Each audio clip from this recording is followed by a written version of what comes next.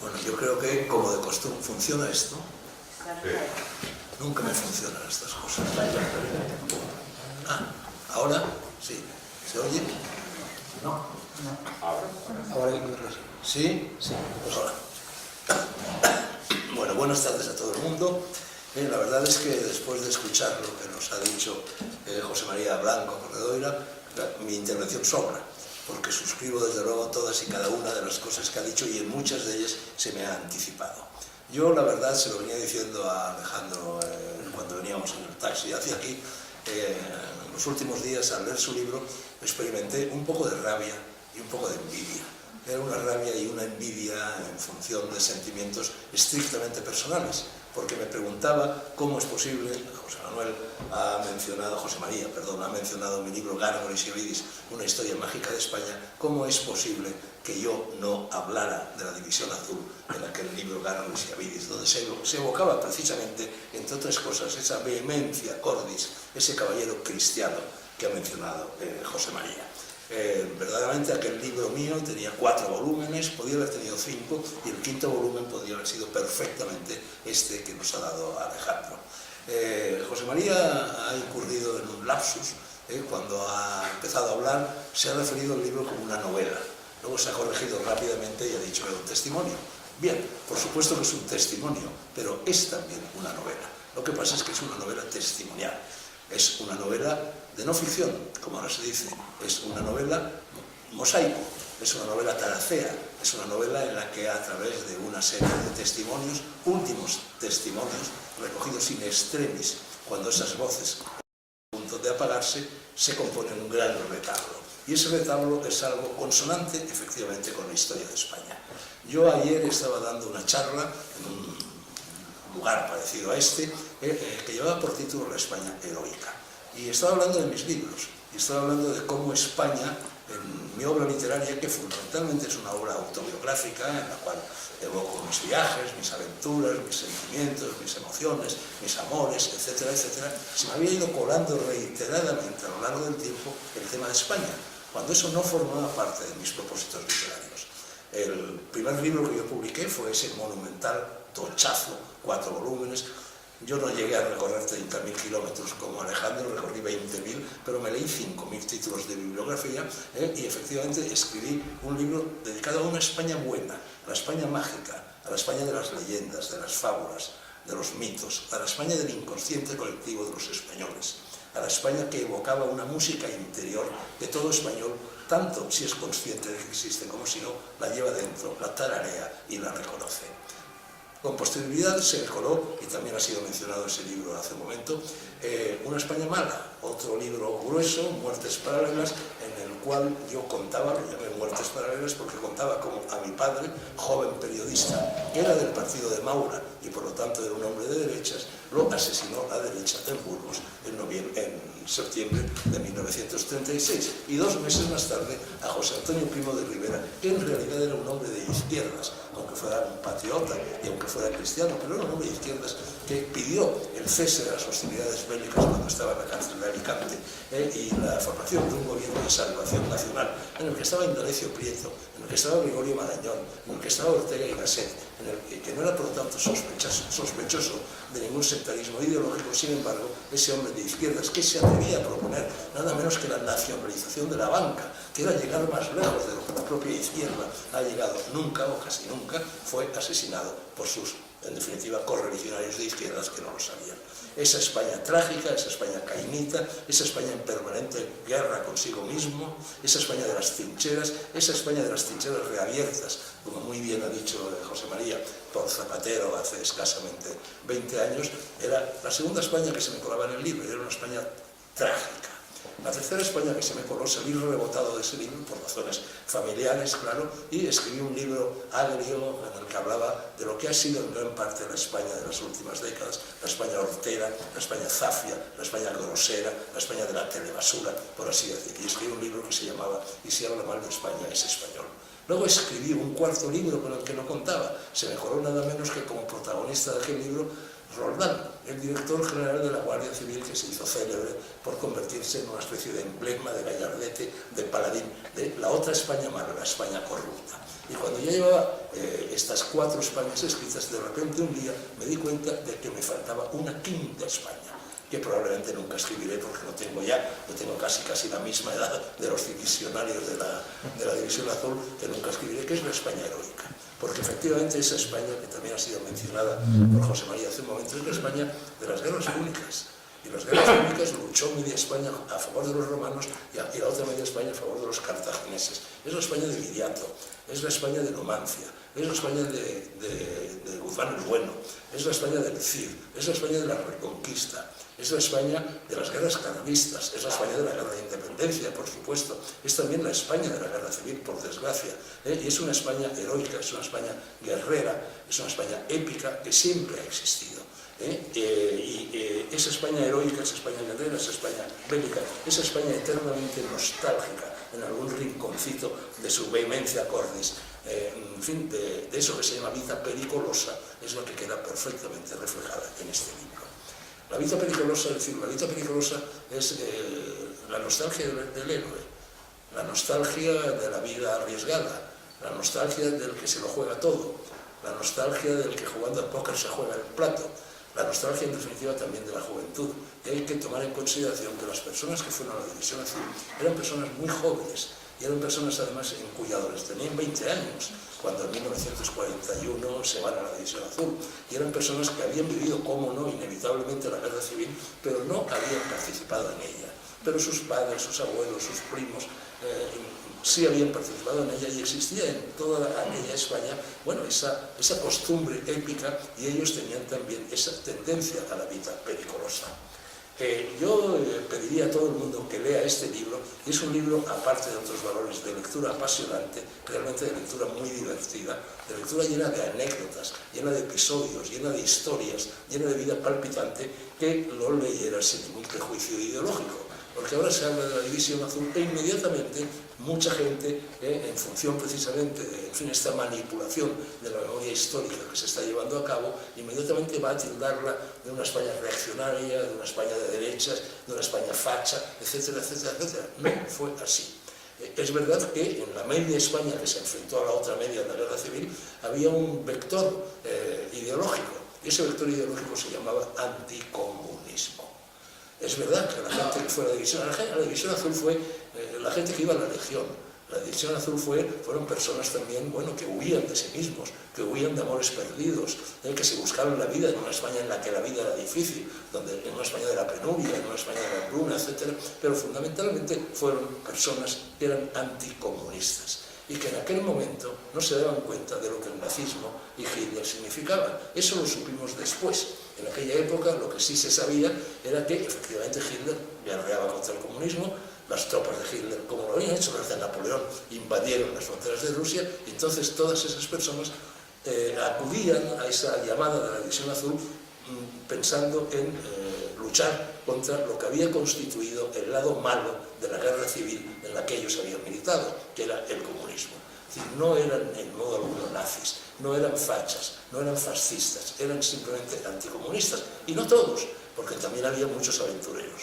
Yo recuerdo que en el cole, cuando en los colegios todavía se enseñaban poemas, aprendí muy de niño un poemita que no se me ha borrado de la memoria. Era un poemita facilón, de ripio fácil, que decía: por necesidad batallo, y una vez puesto en la silla, se va ensanchando Castilla delante de mi caballo.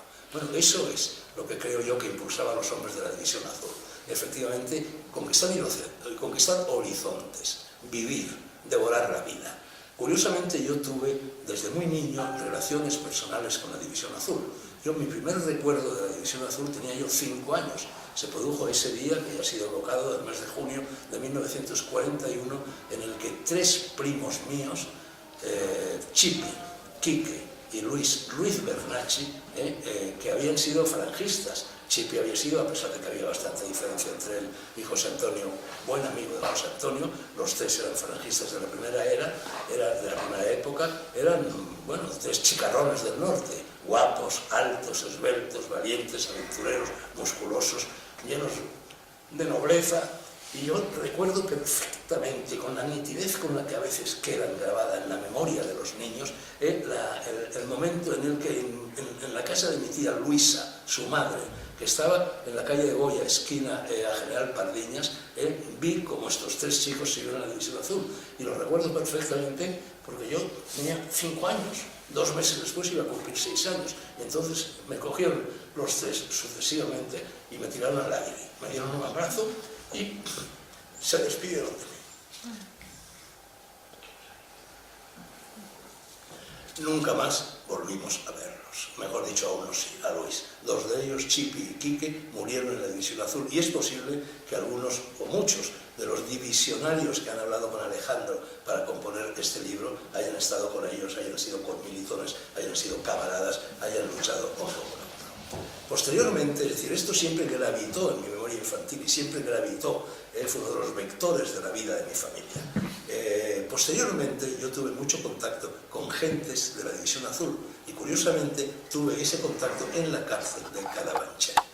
Yo me había metido cuando yo tenía 19 años, la misma edad que tenían los que se fueron a la División Azul, más o menos, pero tenía, es decir, también la nostalgia de la aventura, la nostalgia de la vida épica, el amor a la vida periculosa, y entonces jugué a la contra y me metí en el Partido Comunista.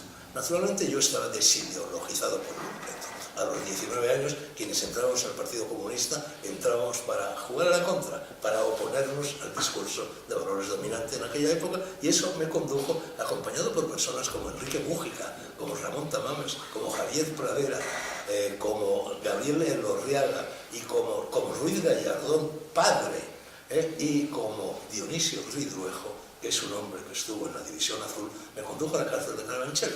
Claro, fue una experiencia inolvidable, y en la cárcel de Carabanchel, en la cual ingresé nada menos que en 5 ocasiones a lo largo de aquellos años, y estuve un total de 17 meses, me encontré con muchos ex-divisionarios que no estaban allí, por supuesto, por motivos políticos, que estaban allí porque muchos de ellos, al volver de Rusia, estaban descentrados, en fin, tenían que buscarse la vida, en fin, eran gentes así como de personaje de película de Peckinpah, y muchos de ellos pues acababan siendo delincuentes y acababan infringiendo leyes, un tipo de leyes, no leyes comunes, no leyes políticas, y acababan en la cárcel.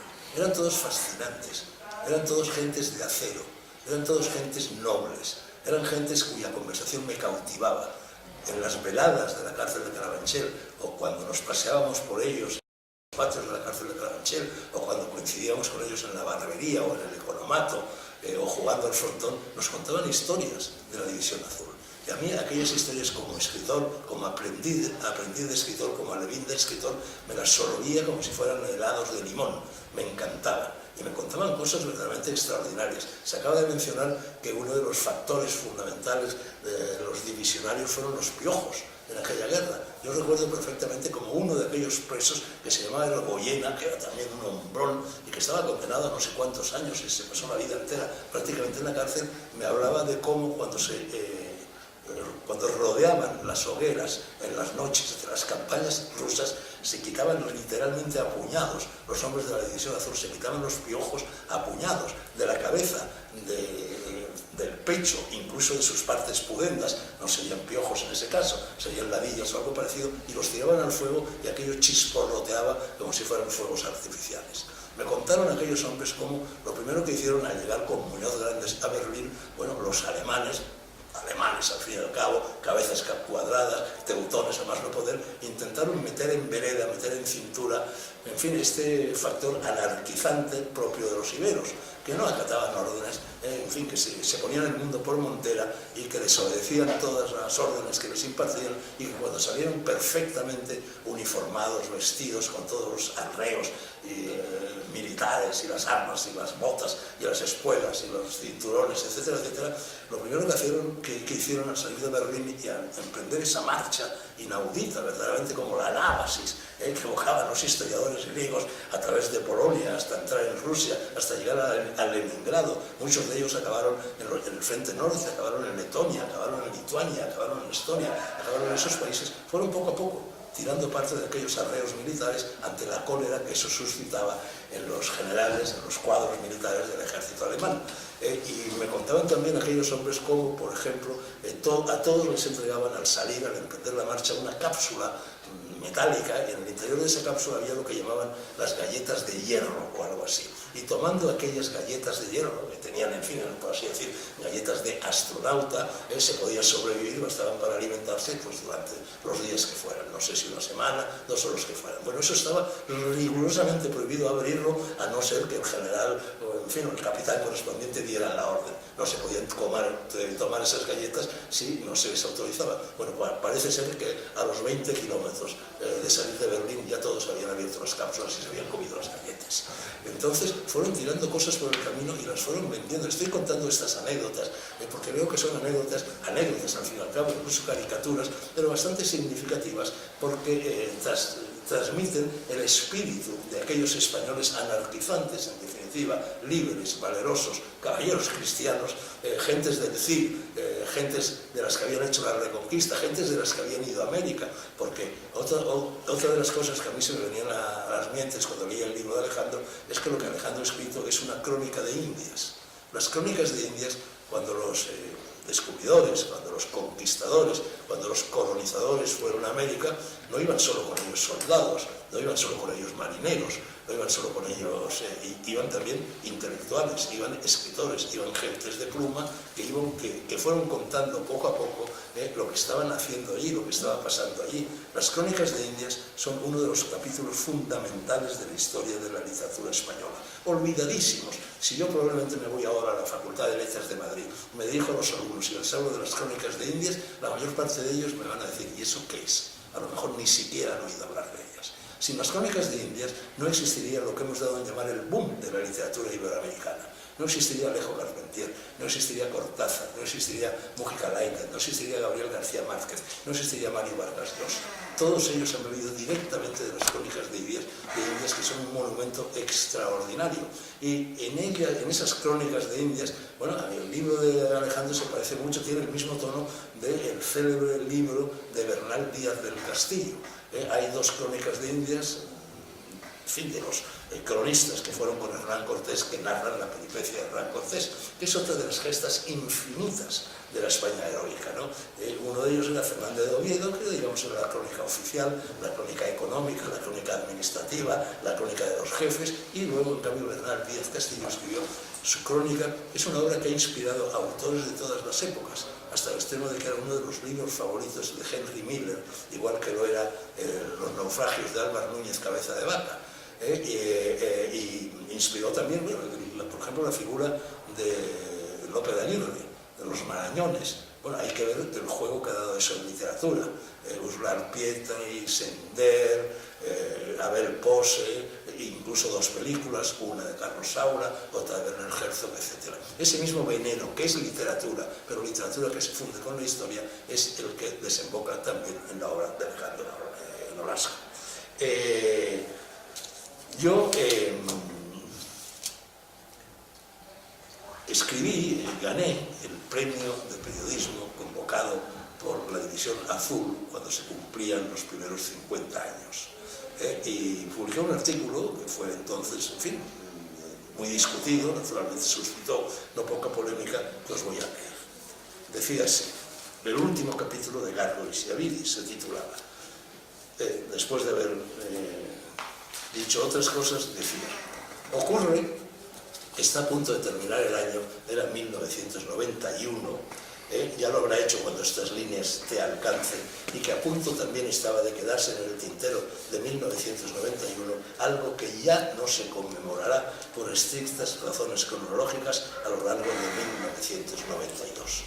Y eso que la gran aventura colombina y la de los conquistadores, pues y es que la gran aventura colombina y la de los conquistadores responde al mismo espíritu que hace ahora 50 años movió a un grupo silvestre de españoles, la flor y nata, supongo, de quienes a la sazón poblaban nuestro país, a matricularse en otra gran aventura, la protagonizada por la División Azul.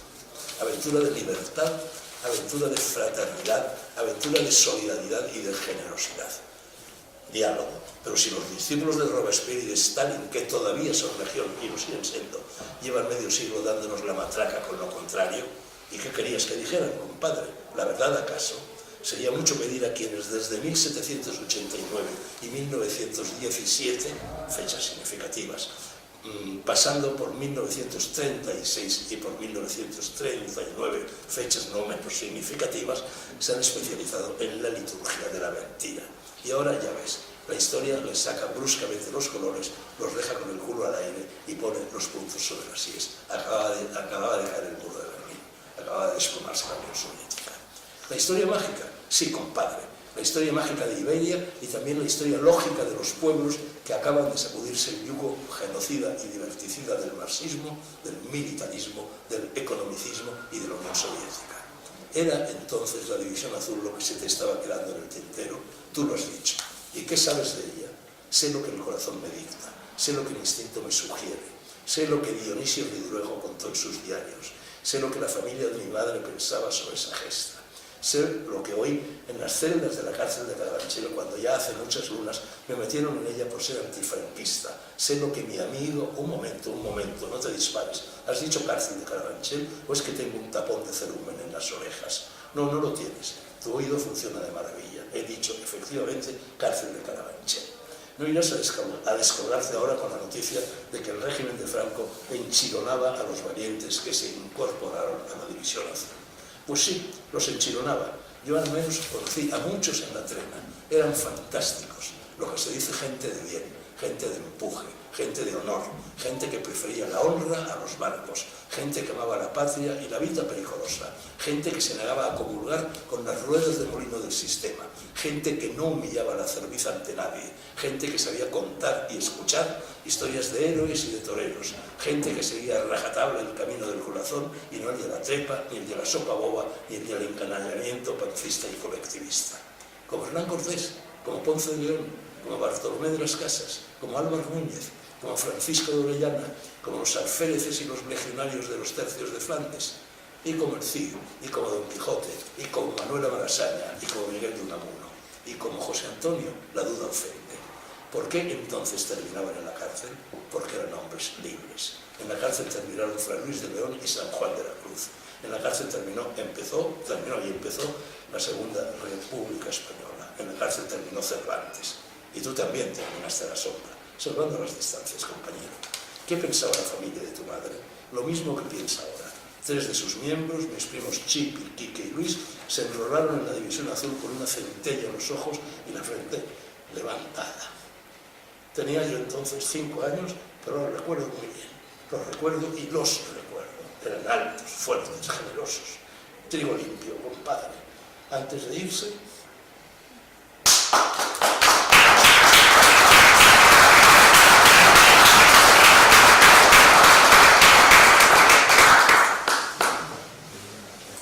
me levantaron en vilo a la altura de sus ojos y se despidieron de mí. Llevo ese adiós clavado en el alma. 2 de ellos no lo regresaron nunca. Eran falangistas, lo eran. Falangistas de verdad, sí. Falangistas de José Antonio, de Ernesto Jiménez Caballero, de Rafael García Serrano. Nada tenían que ver con quienes cambiaron la nobleza del cara al sol por la vileza de la cara dura al arribo del poder. O quizás sería más justo y más exacto decir que eran sencillamente españoles de cuerpo entero, nacidos de la semilla del iberismo, del anarquismo, del individualismo, del nomadismo y del doble siglo de oro. Sabían que arrieros somos y que lo importante es la polar. Dicen por ahí que la División Azul estuvo al servicio de los propósitos de Hitler. Patrañas. No se puede confundir el nazismo con el anticomunismo. Chip, Quique, Luis, Dionisio Ridruejo y sus conmilitones eran la avanzadilla de la historia, de una historia que por fin les está dando la razón. Querían liberar el territorio de la Santa Rusia, querían parar los pies malolientes y mojar la oreja sorda del comunismo. Con Franco o sin Franco, con nazis o sin nazis, la División Azul, quizá con otro nombre, pero con los mismos hombres, habría estado allí. No eran amigos de Hitler, sino enemigos de Stalin. Fue la última vez que España entró con decoro en Europa. Inmediatamente después empezó la gran bajada de calzones, y así hasta ahora. Me temo que si sigues diciendo estas cosas vas a dar por enésima vez con tus huesos en los carabancheles. No se atreverán. El sistema sabe de sobra que esas inversiones nunca son rentables. La celda de los presidiarios guarda un extraño parecido con la de los monjes. En las unas y en las otras se aprende a pensar. Y también con un poco de suerte y una chispa de talento a escribir el Quijote. Fernando, dime, ¿están los viejos cuchillos tiritando bajo el polvo? Lo están. ¿Se acabaron los gitanos que iban por el monte solos? Sí. Los últimos de Filipinas murieron dando el pecho con una vara de mimbre en las falanges de la División Azul. Y los supervivientes son mis amigos. ¿Dónde están? En las catacumbas, como los primeros cristianos. ¿Volverán algún día a la superficie? Tenlo por seguro. Don Antonio Machado dijo que aún larga patria espera abrir al coro arado sus besadas. Para el grano de Dios hay sementera bajo cardos y abrojos y bardanas, las hay. Florecerán las barbas apostólicas y otras calvas en otras calaveras brillarán venerables y católicas. Dios te oiga. El Dios Ibero, sí, el Dios Ibero. ¿Qué harás cuando eso suceda? Gritar ¡Viva España! Esgrimir la bandera de la libertad y alistarme en la División Azul. Por los siglos de los siglos. Amén.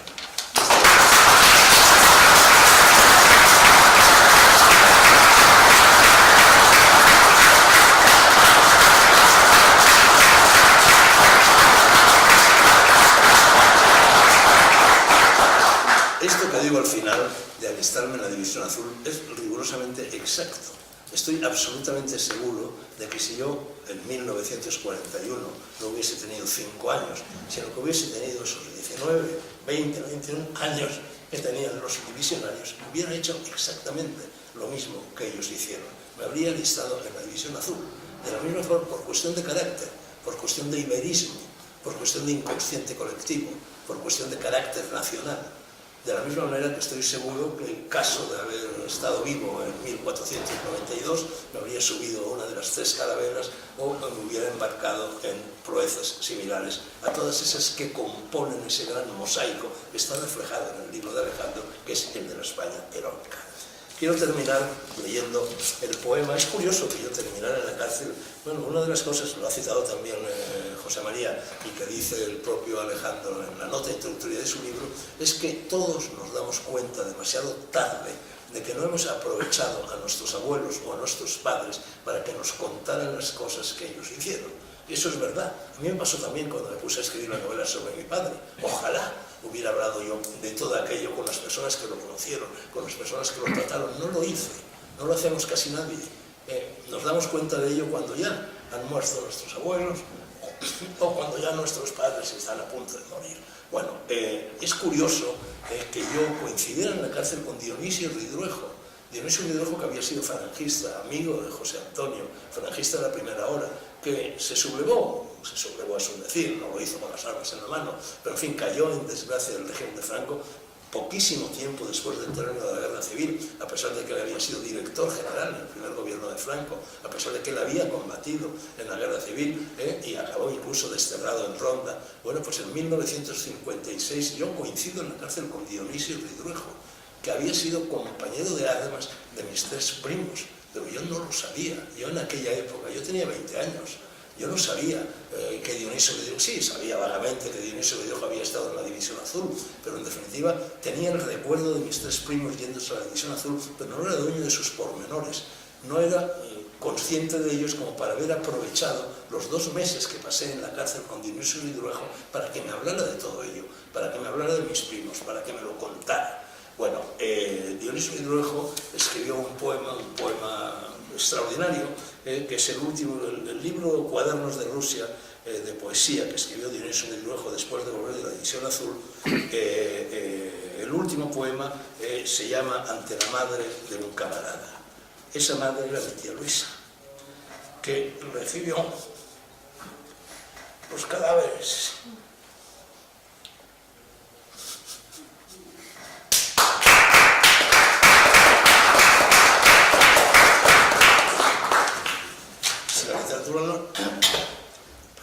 si la literatura no es emoción, no es nada.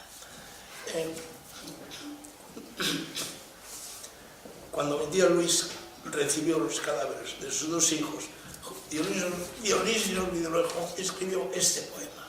El poema dice así: ante la muerte, ante la madre de un camarada muerto, vengo sin él, pero su noble carga pones sobre mis hombros ahora que urge tu noble mansedumbre el reproche indecible. La miro con tus ojos, sí, lo veo, era el más puro, él solo. Era tan niño como tú, lo llevas de nuevo en tus entrañas. Vengo sin él. Y material, sencillo, generoso, lo buscas, con la ciega esperanza acongojada sobre mi pensamiento. Me turba tristemente la riqueza de que estoy revestido, él nutriendo mi fuerza y moribunda tu sangre en mi palabra. Su muerte son mis labios, soy su muerte, blanca, serena, dulce, y su vida también, esa que acoge la duda de tu sonrisa. Perdóname si se yergue mi entereza doblada mientras llena el despojo de tus venas un cielo resignado. Perdóname si soy la galería donde duele el soldado entre la nieve y el muro que interpone su dureza entre su mansedumbre y su consuelo. Vengo sin él. Inquieres, adivinas, acaricias, alcanzas y al fin el alma se me extiende lenta como un paisaje a tu dolor de madre.